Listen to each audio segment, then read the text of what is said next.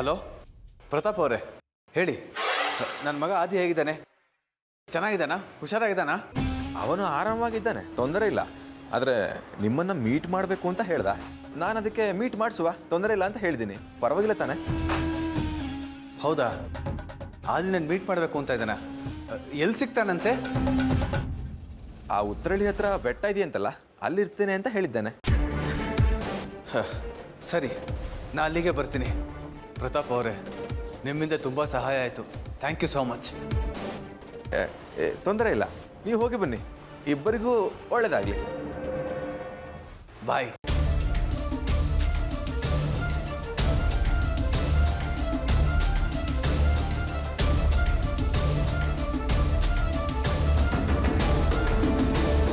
ಹೋಗಿ ಹೋಗಿ ಶಶಾಂಕ್, ಹೋಗಿ. ಅಪ್ಪ ಮಗ ಇಬ್ಬರು ತಬ್ಬಿಕೊಂಡು ಮುದ್ದಾಡಿ.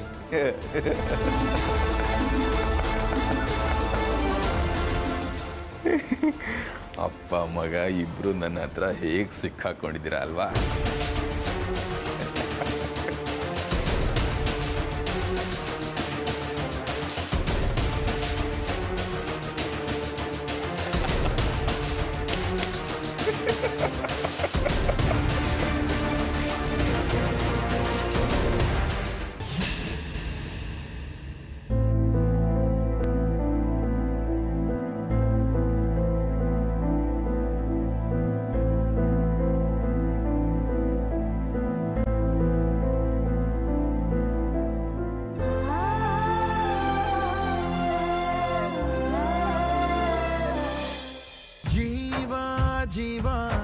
ಜೀವ ನಮ್ ದೈವ ಕಣೋ ಇವನು,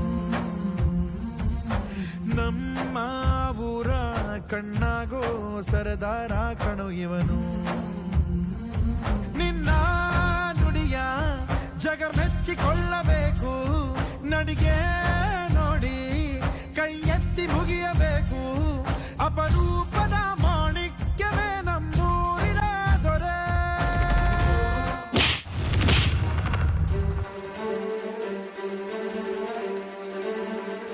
ಆದಿ,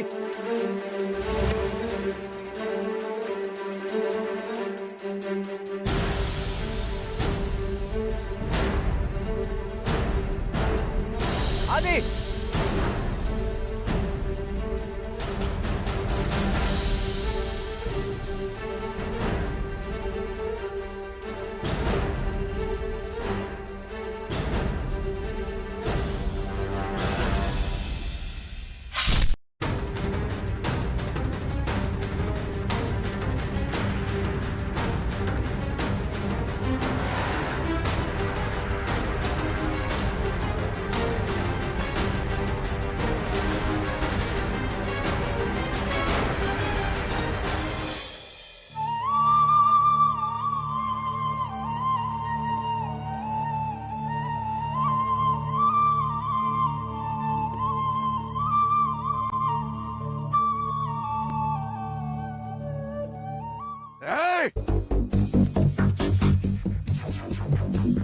ಯಾರನ್ನ ಸಾಯಿಸೊಂದು ಸುಪಾರಿ ಕೊಟ್ಟಿದ್ದು? ಯಾರ ಮೇಲೆ ಅಟ್ಯಾಕ್ ಮಾಡ್ತಾ ಇದ್ದೀರಾ ನೀವು?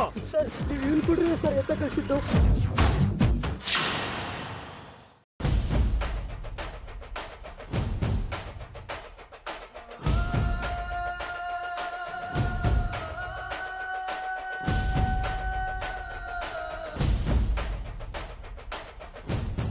ನರಸಿಂಹ, ಆಟೋ ತಿರುಗ್ಸೋ. ಎಲ್ಲಿಗೋ ಆದಿ? ಹೇಳದ್ನ ಕೇಳು.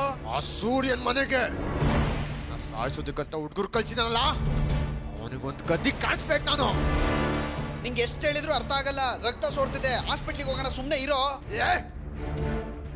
ಅದೇನಾದ್ರೂ ಸರಿ ಕಣೋ, ಅವ್ರಿಗೊಂದು ಗದ್ದಿ ಕಾಣಿಸ್ಲೇಬೇಕು ನಾನು. ಆದಿ, ಹೇಳದ್ನ ಕೇಳು, ಸ್ವಲ್ಪ ಅರ್ಥ ಮಾಡ್ಕೋ. ತಿರುಗ್ಸೋ ಆಟೋನ. ಆದಿ ಪ್ಲೀಸ್, ಬೇಡ ಕಣೋ. ತಿರುಗ್ಸೋ.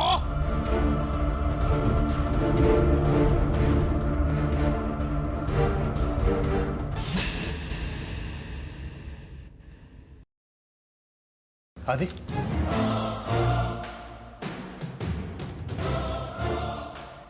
ಏನಾಯ್ತು? ರಕ್ತ ಸುರಿತಾ ಇದೆಯಲ್ಲ, ಬಾ ಫಸ್ಟ್ ಏಡ್ ಮಾಡ್ತೀನಿ. ಬಾ. ಎತ್ತಿ ಕೈನಾ. ಏನು ಮಾಡೋದೆಲ್ಲ ಮಾಡಿ ಪಾಪ ನಿಮ್ಗೇನು ಗೊತ್ತಿಲ್ಲ ಅಲ್ವಾ? ನಾಟಕ ಮಾಡ್ತೀರಾ? ನಿಮ್ಮಿನ್ನ ಇಷ್ಟು ದಿನ ಇಲ್ಲಿ ಬಿಟ್ಟಿದ್ದೆ ತಪ್ಪು. ನನ್ನ ಸಾಯಿಸೋದಿಕ್ಕಂತ ಹುಡುಗನ್ನ ಕಳಿಸ್ತೀರಾ.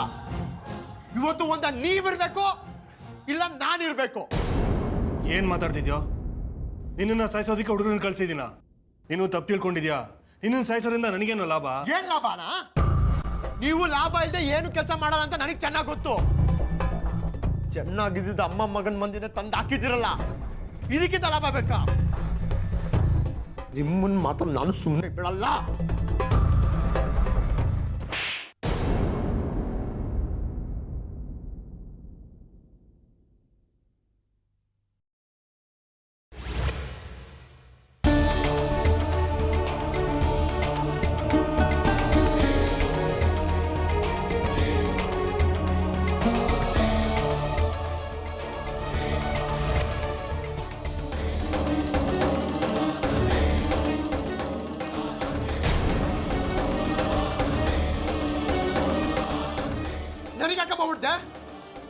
ತಪ್ಪು ಮಾಡಿರೋದು ನಿನ್ ಗಂಡ.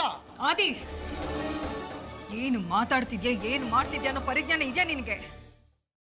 20 ವರ್ಷ ನಿನ್ನ ಸಾಕಿ ಬೆಳೆಸಿದಾರ ಕಣೋರು. ತಂದೆ ಅನ್ನೋದನ್ನು ಮರ್ತು ಅವ್ರ ಕತ್ತಿನ ಪಟ್ಟಿ ಹಿಡಿದು ಮಾತಾಡ್ತಿದ್ಯಲ್ಲ, ಎಷ್ಟೋ ಸೊಕ್ಕು ನಿನಗೆ. ಹೌದು, ನನಗೆ ಸೊಕ್ಕೆ. ಅವ್ರು ನನ್ನ ನೋಡ್ಕೊಂಡಿದ್ದಾರೆ ಅಂತ ಅವ್ರು ಮಾಡಿದಲ್ಲ ಸರಿ ಅನ್ನಕ್ಕಾಗಲ್ಲ ನನ್ನ ಕೈಲಿ. ನನ್ನ ಸಾಯಿಸೋದಕ್ಕಂತ ಹುಡುಗರು ಕಳ್ಸಿದಾರಮ್ಮ. ಅದೆಲ್ಲ ಆದ್ಮೇಲೆ ಸುಮ್ಮನೆ ಇರ್ಬೇಕಾ? ನೋಡು ಹೇಗ್ ಹೊಡ್ತಿದ್ರಂತ, ಕಣ್ಬಿಟ್ಟು ನೋಡು. ಆರ್ತಿ ಅವರೇ, ಖಂಡಿತ ನನಗಿದೆಲ್ಲ ಹೇಗಾಯ್ತು ಅಂತ ಗೊತ್ತಿಲ್ಲ. ಯಾರ ಹತ್ರನೂ ಗಲಾಟೆ ಮಾಡ್ಕೊಂಡು ಹೀಗೆ ರಕ್ತ ಬರೋಗಿ ಹೊಡ್ಸ್ಕೊಂಡ್ ಬಂದಿದ್ದಾನೆ. ಮೊದಲೇ ಇವನು ಪೊರ್ಕಿ ತಾನೆ? ಹೌದು, ನಾನ್ ಪೊರ್ಕಿನೇ. ಬಾ, ಈ ಪೊರ್ಕಿ ತಾಕತ್ತೇನು ಅಂತ ತೋರಿಸ್ತೀನಿ. ಬೇಕಾದ್ರೆ ನಿನ್ ಮಗನೂ ಕರಿ, ಇಬ್ಬರಿಗೂ ಒಂದು ಗತಿ ಕಾಯ್ಬಿಡ್ತೀನಿ. ಏಯ್, ಬಿಟ್ರೆ ಬಾಯಿ ಬಂದಂಗೆ ಮಾತಾಡ್ತಾನೆ ಇದೆಯೇನೋ? ಬಾರೋ. ಸೂರ್ಯವ್ರೆ, ಪ್ಲೀಸ್ ಸುಮ್ಮನೆ ಇದ್ಬಿಡಿ ಪ್ಲೀಸ್. ಮೊದಲು ಅವನಿಗೆ ಸುಮ್ಮನೆ ಇರಕ್ಕೆ ಹೇಳಿ. ತಂದೆ ಹತ್ರ ಹೇಗೆ ಮಾತಾಡಬೇಕು, ಹೇಗೆ ನಡ್ಕೋಬೇಕು ಅಂತ ತಿಳಿಸ್ಕೊಡಿ. ಅವನಿಗೆ ನಾನು ಹೇಳ್ತೀನಿ, ಮೊದಲು ನೀವು ಒಳಗೆ ಹೋಗಿ. ಅದೇನು ಹೇಳ್ಬೇಕು ನನ್ನ ಎದುರಿಗೆ ಹೇಳಿ. ಸೂರ್ಯವ್ರೆ, ನೀವು ಇಲ್ಲಿದ್ದಷ್ಟು ಮತ್ತೆ ಮಾತಾಡ್ತಾ ನಾನು ಮಾತು ಕೇಳಲ್ಲ. ದಯವಿಟ್ಟು ನೀವು ಒಳಗೆ ಹೋಗಿ ಪ್ಲೀಸ್.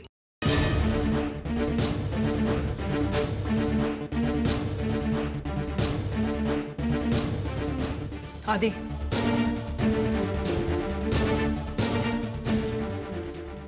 ಯಾಕೋ ಹೀಗೆಲ್ಲ ಮಾಡ್ತಾ ಇದೀಯಾ? ನಿಂಗೆ ತಲೆ ಕೆಟ್ಟಿದ್ಯಾ? ಸೂರ್ಯವ್ರು ಯಾಕೋ ನಿನ್ನ ಹೊಡಿಸ್ತಾರೆ? ಅವ್ರದ್ದೆಂತ ಮನಸ್ಸು ಅಂತ ನಿಂಗೆ ಗೊತ್ತಿಲ್ವಾ? ಯಾಕೆ ಅವ್ರ ಮೇಲೆ ಸುಮ್ಮನೆ ಬ್ಲೇಮ್ ಮಾಡ್ತಾ ಇದೀಯಾ ನೀನು? ಅಮ್ಮ, ಅವರು ನಿನ್ ಗಂಡ ಅನ್ನೋ ಮಾತ್ರಕ್ಕೆ ಅವ್ರ ಪರ ವಹಿಸ್ಕೊಂಡು ಮಾತಾಡ್ಬೇಡ ನೀನು. ನೋಡಮ್ಮ ಹೇಗ್ ಹೊಡೆದಿದ್ದಾರೆ ಅಂತ. ಒಂಚೂರು ಹೆಚ್ಚು ಕಮ್ಮಿ ಆಗಿದ್ರು ಇವತ್ತು ನಿನ್ ಮಗ ನಿನ್ ಮುಂದೆ ನಿಲ್ತಿರ್ಲಿಲ್ಲ. ಅದೇ ಸಾಯೋ ಮಾತಾಡ್ಬೇಡ ಕಣು, ನನ್ನ ಕೈ ಸಹಿಸ್ಕೊಳಕ್ಕಾಗಲ್ಲ. ಯಾಕೆ ಈ ರೀತಿ ಹುಚ್ಚುಚ್ಚಾಗಿ ಬುದ್ಧಿ ಇಲ್ದಿದಾರ ಥರ ಮಾತಾಡ್ತಾ ಇದೆಯಾ? ಅವ್ರು ನಿನ್ನ ಮೇಲೆ ಎಷ್ಟು ಪ್ರೀತಿ ಇಟ್ಕೊಂಡಿದ್ದಾರೆ ಗೊತ್ತಾ? ನಿನ್ನ ಮೇಲೆ ಪ್ರಾಣನ ಇಟ್ಕೊಂಡಿದ್ದಾರೆ ಕಣು. ತುಂಬಾ ನೋವಾಗ್ತಾ ಇದೆಯಾ? ಬಾರ ಔಷಧಿ ಹಚ್ತೀನಿ. ಬೇಕಾಗಿಲ್ಲಮ್ಮ, ನೀನ್ ನಿನ್ ಗಂಡನ ಮಾತು ಕೇಳ್ಕೊಂಡು ನನ್ನ ವಿರುದ್ಧನೇ ಎಲೆಕ್ಷನ್ ನಿಲ್ಲೋದು ಅಲ್ಲದೆ ಆ ಲೋಪ ರಂಜಿತ್ ಜೊತೆ ಸಂಪರ್ಕ ಇಟ್ಕೊಂಡಿದ್ಯಾ. ಅಂದ್ರೆ ನಿನಗೆ ನನಗಿಂತ ಲೋಪ ರಂಜಿತೆ ಹೆಚ್ಚಾದ್ನ? ನೀನ್ ನಿನ್ ಗಂಡನ ಜೊತೆ ಸೇರ್ಕೊಂಡು ಆ ರಂಜಿತ್ನ ನನ್ನ ಮೇಲೆ ಎತ್ಕಟ್ಟಿದ್ಯಾ. ನೋಡ್ತಾರಮ್ಮ, ಆ ಕತ್ತೆ ಬಡವನ ಬೀದಿಲಿ ಹೇಗೆ ದಟ್ಟಾಡ್ಸ್ಕೊಂಡು ಹೊಡಿತೀನಿ ಅಂತ. ಆದಿ, ಆದಿ ನೀನ್ ತಪ್ಪು ತಿಳ್ಕೊಂಡಿದ್ಯಾ ಕಣೋ. ಆದಿ, ನನ್ನ ಮಾತು ಕೇಳು. ಆದಿ,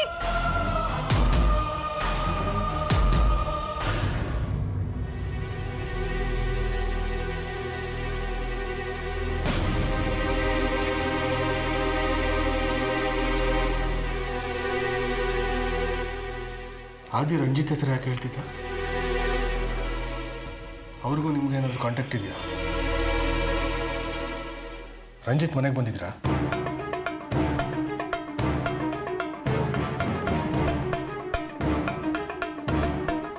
ಅವ್ನು ಯಾಕೆ ಹಾಗೆ ಹೇಳ್ದೆ ಅಂತ ನನಗೆ ಗೊತ್ತಿಲ್ಲ ಸೂರ್ಯವ್ರೆ. ಆದರೆ ಈಗ ನನ್ನ ಮನಸ್ಸಲ್ಲಿರೋದು ಆದಿತ್ಯ ರಂಜಿತ್ ವಿಷಯ ಮಾತಾಡೋದನ್ನೇ ಅನ್ನೋದಕ್ಕಿಂತ ಅವನ ಮೇಲೆ ಯಾರು ಅಟ್ಯಾಕ್ ಮಾಡಿಸಿದ್ದು ಅಂತ ಪ್ರಶ್ನೆ ಕಾಡ್ತಾ ಇದೆ ನನಗೆ.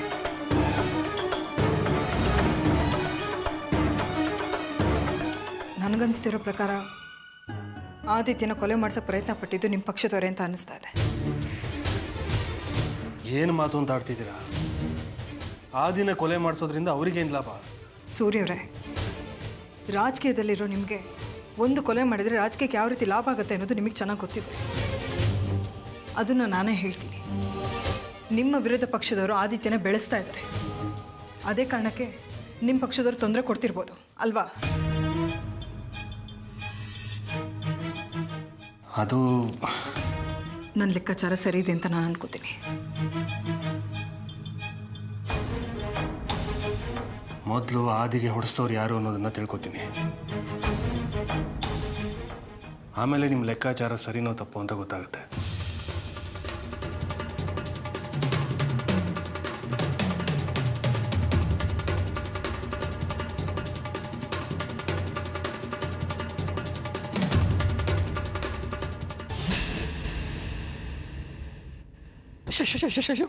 ಬೆಳಿಗ್ಗೆ ಹೋದ ಚಕ್ರಿ ಇನ್ನೂ ಬಂದಿಲ್ಲ ಕಣೋ.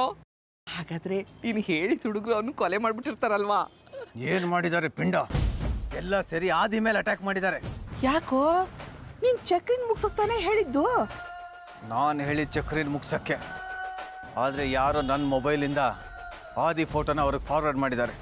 ಅವರೆಲ್ಲ ಸೇರಿ ಆದಿ ಮೇಲೆ ಅಟ್ಯಾಕ್ ಮಾಡಿದ್ದಾರೆ. ಇನ್ಯಾರು ಮಾಡಿರ್ತಾರೋ? ನೀನೇ ಚಕ್ರಿ ಫೋಟೋ ಬದಲು ಆದಿ ಫೋಟೋ ಕಳ್ಸಿರ್ತೀಯ ಅಷ್ಟೇ. ಇಲ್ಲ ಅತ್ತೆ, ನನ್ನ ಫೋನಿಂದ ನಾನು ಅವ್ರಿಗೆ ಯಾವ ಫೋಟೋನು ಕಳಿಸಿಲ್ಲ. ಇದೆಲ್ಲ ಚಕ್ರಿದೆ ಕಿತಾಪತಿ ಅನ್ಸತ್ತೆ. ಅಲ್ಲ ಕಣೋ, ಚಕ್ರಿಗೆ ಆದಿ ವಿಷಯ ಹೇಗೋ ಗೊತ್ತಿರುತ್ತೆ? ಗೊತ್ತಿರುತ್ತೆ. ಆ ಚಕ್ರಿ ನನ್ನ ಎಲ್ಲ ವಿಷಯನೂ ತಿಳ್ಕೊಂಡೇ ಇಲ್ಲಿ ಬಂದಿದ್ದಾನೆ. ನನ್ನ ಮಗಳು ಜಾಸ್ಮಿನ್, ಅವಳ ಹೆಸರಲ್ಲಿರೋ ಅಕೌಂಟ್ಗಳು, ಅದರಲ್ಲಿರೋ ಹಣ, ನನ್ನ ಬ್ಯಾಕ್ಗ್ರೌಂಡು, ನನ್ನ ಮಗ ಆದಿ, ಅಷ್ಟೆಲ್ಲ ಯಾಕೆ ನನ್ನ ಮೊಬೈಲ್ ಲಾಕ್ ಕೊಡೇನು ಅಂತನೋ ಅವ್ನು ತಿಳ್ಕೊಂಡಿದ್ದಾನೆ ಅಂದರೆ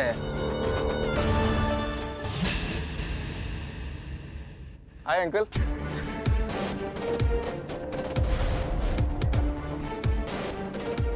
ಆರಾಮ? ಚಕ್ರಿ,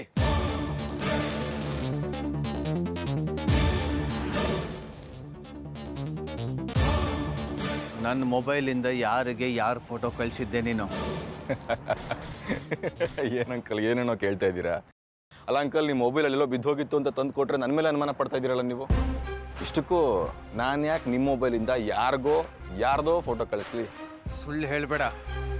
ನೀನು ನನ್ನ ಮೊಬೈಲಿಂದ ಫೋಟೋ ಕಳಿಸಿರೋದು ನನಗೆ ಗೊತ್ತಿದೆ. ನಿಜ ಹೇಳು, ಇಲ್ಲಾಂದರೆ ಪರಿಣಾಮ ನೆಟ್ಟಿಗಿರಲ್ಲ. ಓ ಅಂಕಲ್, ಕೂಲ್ ಕೂಲ್. ಕೋಪ ಮಾಡ್ಕೊಳ್ಳೋಕ್ಕೆ ನನಗೂ ಬರುತ್ತೆ, ಬಟ್ ಏನೂ ಪ್ರಯೋಜನ ಇಲ್ಲ. ಅಲ್ಲ, ಈಗ ನಾನು ನಿಮ್ಮ ಮೊಬೈಲ್ ಬಳಸಿದ್ದೀನಿ ಅಂತ ಯಾರು ಹೇಳಿದ್ರು ನಿಮಗೆ? ಯಾರು ಹೇಳಬೇಕಾಗಿಲ್ಲ, ನನಗೆ ಗೊತ್ತಿದೆ ಇದೆಲ್ಲ ನಿಂದೆ ಕೆಲಸ ಅಂತ. ಹೇಳು, ಯಾರು ನೀನು? ಯಾಕೆ ಇಲ್ಲಿಗೆ ಬಂದಿದ್ಯಾ? ಏನು ನಿನ್ನ ಉದ್ದೇಶ? ನಂಗೆ ನಗು ಬರ್ತಿದೆ ನಿಮ್ಮ ಮಾತು ಕೇಳ್ತಿದ್ರೆ. ಅಲ್ಲ ಅಂಕಲ್, ಜಾಸ್ ನನ್ನನ್ನು ನಿಮ್ಮ ಮನೆಗೆ ಕರ್ಕೊಂಡು ಬಂದಾಗಲೇ ಎಲ್ಲ ಹೇಳಿದಾಳೆ ನಾನು ಯಾರು, ಅವಳಿಗೆ ನಾನು ಎಷ್ಟು ಹತ್ರದೋನು ಅಂತ. ಇನ್ನೂ ಪ್ರಶ್ನೆಗಳು ಇಟ್ಕೊಂಡಿದ್ದೀರಲ್ಲ ನನ್ನ ಮೇಲೆ. ಹಂಗೂ ಡೌಟ್ ಇದ್ರೆ ಹೇಳಿ, ಜಾಸ್ಗೊಂದು ಕಾಲ್ ಮಾಡಿಕೊಡ್ತೀನಿ. ಏನೇನು ಡೌಟ್ಸ್ ಇದೆಯೋ ಕ್ಲಿಯರ್ ಮಾಡಿಕೊಡ್ತೀನಿ. Thank you.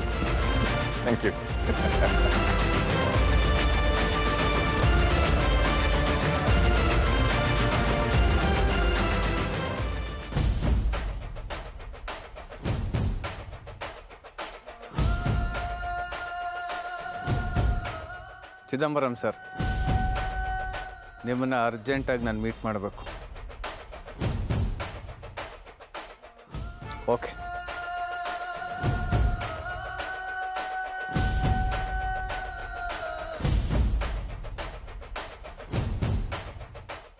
ರಿಯಲಿ? ಹೌದಾ? ಓಕೆ. ಹಾಂ ಹಾಂ ಸರಿ, ಓಕೆ. ನಾನು ಮತ್ತೆ ನಿಮ್ಗೆ ಫೋನ್ ಮಾಡ್ತೀನಿ. ಹಾಂ. ಆರ್ತಿ ಅವರೇ,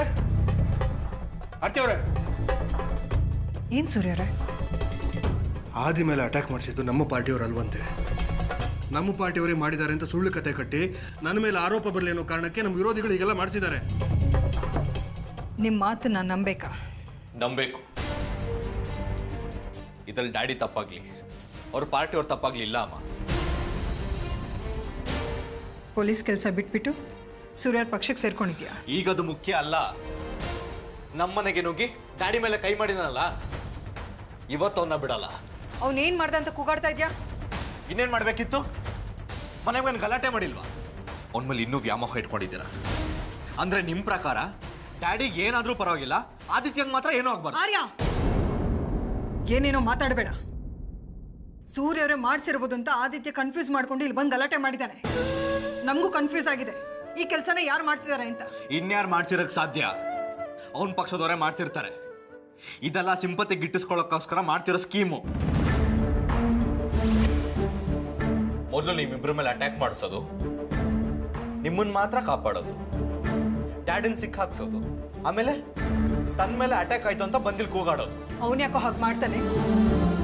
ಹಾಗೆ ಮಾಡೋದ್ರಿಂದ ಅವನಿಗೇನು ಪ್ರಯೋಜನ? ಪ್ರಯೋಜನ ಇಲ್ಲದೆ ನಿಮ್ಮ ಮಗ ಏನು ಮಾಡಕ್ ಹೋಗಲ್ಲ ಅಮ್ಮ. ಎಲ್ಲಿ ತಾನು ಅಟ್ಯಾಕ್ ಮಾಡಿಸಿ ತನ್ನ ತಲೆ ಮೇಲೆ ಬರುತ್ತೋ ಅಂತ ಹೀಗೆ ಮಾಡ್ತಿದ್ದಾನೆ. ವಿರೋಧ ಪಕ್ಷದ ಜೊತೆ ಸೇರ್ಕೊಂಡು ಸಂಚು ಮಾಡ್ತಿದ್ದಾನೆ. ಉಂಡು ಮನೆಗೆ ಕನ್ನ ಹಾಕ್ತಿದ್ದಾನೆ. ದ್ರೋಹಿ. ಆರ್ಯ, ನಾಲ್ಗೆ ಬಿಗಿ ಹಿಡಿದು ಮಾತಾಡು. ಆದಿತ್ಯ ಅಂತವನಲ್ಲ. ಅವ್ನು ತಪ್ಪು ಮಾಡಿದಾನೆ ಅಂತ ಬೆರಳು ಮಾಡಿ ತೋರಿಸ್ತಾ ಇದೆಯಲ್ಲ. ಇವತ್ತಿನವರೆಗೂ ಒಂದು ತಪ್ಪಿತಸ್ಥಂತ ನಿನ್ ಕೈ ನಿರೂಪಿಸೋದಕ್ಕಾಯ್ತಾ? ಒಂದಾದ್ರೂ ಸಾಕ್ಷಿ ಸಿಕ್ಕಿದ್ಯಾ? ಅವ್ನು ಮಾಡದಿರೋ ತಪ್ಪಿಗೆ ತಪ್ಪು ಮಾಡಿದ್ದಾನೆ ಅಂತ ಹೇಳಿನೇ ಇವತ್ತು ಅವನಿಂಥ ಪರಿಸ್ಥಿತಿಗೆ ಬಂದಿರೋದು. ಅವನ ಕೋಪಿಷ್ಟ ನಿಜ, ಆದ್ರೆ ಅವನಿಗೊಂದು ಒಳ್ಳೆ ಮನಸ್ಸಿದೆ ಕಣೋ. ನಮಗೆ ಈ ಮನೆಗೆ ಒಳ್ಳೇದು ಮಾಡ್ಬೇಕನ್ನೋ ಹಂಬಲ ಇದೆ ಅವನಿಗೆ. ಆದ್ರೆ ನಾವುಗಳದನ್ನ ಯಾವುದೋ ಅರ್ಥ ಮಾಡ್ಕೊಳ್ದೆ ಅವನನ್ನ ದ್ವೇಷ ಮಾಡಿದ್ವಿ, ಮನೆಯಿಂದ ಹೊರಗಡೆ ಹಾಕಿದ್ವಿ, ಅಪರಾಧಿಯನ್ನು ಪಟ್ಟ ಕಟ್ಟಿದ್ವಿ. ಅದಕ್ಕೆ ಇವತ್ತಿಗೂ ನಿನ್ನನ್ನಾಗ್ಲಿ ನನ್ನನ್ನಾಗ್ಲಿ ಸೂರ್ಯ ಅವ್ರನ್ನ ನೋಡಿದ್ರೆ ಕೆಂಡ ಕಾರ್ತಾನೆ. ಸುಮ್ಮನೆ ಅವನ ಪರ ವಹಿಸ್ಕೊಂಡು ಮಾತಾಡ್ಬೇಡಿ ಅಮ್ಮ. ಅವನೊಬ್ಬ ಸರಿಯಾಗಿದ್ದಿದ್ರೆ ಸಾಕಿತ್ತು, ಮನೆ ನೆಮ್ಮದಿಯಾಗಿರ್ತಿತ್ತು. ನಮ್ಮ ಅಕ್ಕ ಸಾಕ್ಷಿನೂ ಕಳ್ಕೊಳ್ತಿರ್ಲಿಲ್ಲ. ಸಾಕ್ಷಿ ಸಾವಿಗೆ ಆದಿತ್ಯ ಕಾರಣ ಅಲ್ಲ ಅಂತ ಕೋರ್ಟ್ ತೀರ್ಪು ಕೊಟ್ಟಿದ್ದೆ ತಾನೆ? ಕೋರ್ಟ್ ತೀರ್ಪು ಕೊಟ್ಟಿದೆ ನಿಜ, ಆದ್ರೆ ಆದಿತ್ಯ ಸುಳ್ಳು ಸಾಕ್ಷಿನ ಕೋರ್ಟಿಗೆ ಪ್ರೊಡ್ಯೂಸ್ ಮಾಡಿದ್ದು ಅದು ನಾನು ನಂಬಲ್ಲ. ನೀ ನಂಬ್ದಿದ್ರೇನೋ, ನಾನು ನಂಬ್ತೀನಿ. ಯಾಕೆಂದ್ರೆ ಆದಿತ್ಯ ನನ್ನ ಹೊಟ್ಟೆಲ್ ಹುಟ್ಟಿದ ಮಗ. ಅವನಿಗೆ ಸಾಕ್ಷಿ ಅಂದ್ರೆ ಪ್ರಾಣ. ಅವನು ಸಾಕ್ಷಿಯನ್ನು ಕೊಲೆ ಮಾಡೋದಕ್ಕೆ ಸಾಧ್ಯನೇ ಇಲ್ಲ ಕಣೋ. ಈಗಲೂ ಹೇಳ್ತೀನಿ, ನನ್ನ ಮಗ ಅಪರಂಜಿ. ಸರಿ, ನಿಮ್ಮ ಮಗ ನಿಮಗೆ ಅಪರಂಜಿನೇ. ಆದ್ರೆ ನನ್ನ ತಂದೆ ಮೇಲೆ ಅಟ್ಯಾಕ್ ಮಾಡಿದ್ನಲ್ಲ, ಅವನಿಗೆ ಬುದ್ಧಿ ಕಲ್ಸಿ ಬರ್ತೀನಿ. ಅಧಿಕಾರ ಇದೆ ಅಂತೇಳಿ ಆದಿತ್ಯನ ಮೇಲೆ ಕೈ ಮಾಡಿದ್ರೆ ನಾನು ಸುಮ್ಮನೆ ಇರಲ್ಲ ಆರ್ಯ. ಈಗ ನಾನು ಹೋಗ್ತಿರೋದು ಒಬ್ಬ ಪೊಲೀಸ್ ಇನ್ಸ್ಪೆಕ್ಟರ್ ಆಗಲ್ಲ, ಒಬ್ಬ ತಂದೆಗೆ ಮಗನಾಗಿ. ಹೋಗ್ಬೇಡ ಆರ್ಯ. ಆದಿ ಮೇಲೆ ಒಂದು ಪೆಟ್ಟು ಬಿದ್ರು ನಾನು ಸಹಿಸಲ್ಲ. ನನಗೇನಾದ್ರೂ ಪರವಾಗಿಲ್ಲಮ್ಮ, ಆದ್ರೆ ರಾಸ್ಕಲ್ಗೆ ಬುದ್ಧಿ ಕಲ್ಸಿನೇ ನಾನು ಬರೋದು. ಒಂದು ನಾನಿರ್ಬೇಕು, ಇಲ್ಲ ಅವನಿರ್ಬೇಕು. ಆರ್ಯ,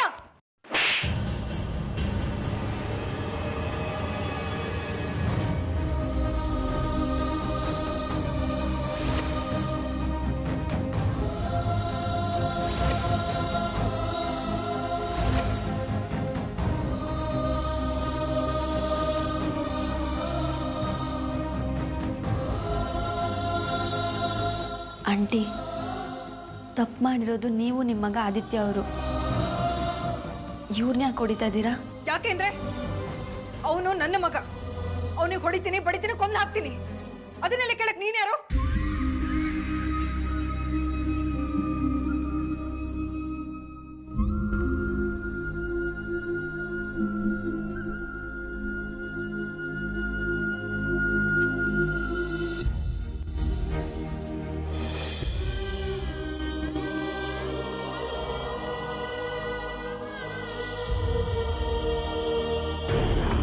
ನನಗೆ ಹುಚ್ಚಿಡ್ದಂಗೆ ಆಗ್ತಾಯಿದೆ ಚಿದಂಬರಂ ಅವರೇ. ನಾನು ಏನು ಪ್ಲ್ಯಾನ್ ಮಾಡಿದ್ರು ಅವನಿಗೆ ಹೇಗೆ ಗೊತ್ತಾಗತ್ತೆ ಅನ್ನೋದೇ ನನಗೆ ಗೊತ್ತಾಗ್ತಾ ಇಲ್ಲ. ಮಾಯಾವಿ ವಿದ್ಯೆ ಏನಾದರೂ ಕಲ್ತಿದ್ದಾನೆ ಅಂತ ಅನ್ನಿಸ್ತಾ ಇದೆ. ಟೆನ್ಷನ್ ಮಾಡ್ಕೋಬೇಡಿ ಶಶಾಂಕ್ ಅವರೇ. ಒಂದು ಪ್ಲ್ಯಾನು ಫ್ಲಾಪ್ ಆದ ಮಾತ್ರಕ್ಕೆ ಅವನೇನು ಕಿಂಗ್ ಅಲ್ಲ. ಅದು ಹಾಗಲ್ಲ, ಮನೇಲಿರೋಕ್ಕೆ ಭಯ ಆಗತ್ತೆ. ಅವನು ನೋಡೋ ನೋಟ ನೋಡಿದ್ರೆ ಗಾಬರಿ ಆಗತ್ತೆ. ನಾನೊಂದು ಉಸಿರು ಬಿಟ್ಟರೆ ಸಾಕು, ಸೀಳ್ ನಾಯಿ ಥರ ವಾಸನೆ ಹಿಡ್ಕೊಂಡು ಬಂದು ಮಾತುಗೆಳೆದು ಬಾಯಿ ಬಿಡಿಸಿ ಎಲ್ಲ ಸಿಕ್ಕಾಕಿಸ್ಬಿಡ್ತಾನೆ. ಮತ್ತೆ ನೀವು ಅದೇ ತಪ್ಪು ಮಾಡ್ತಿದ್ದೀರಾ.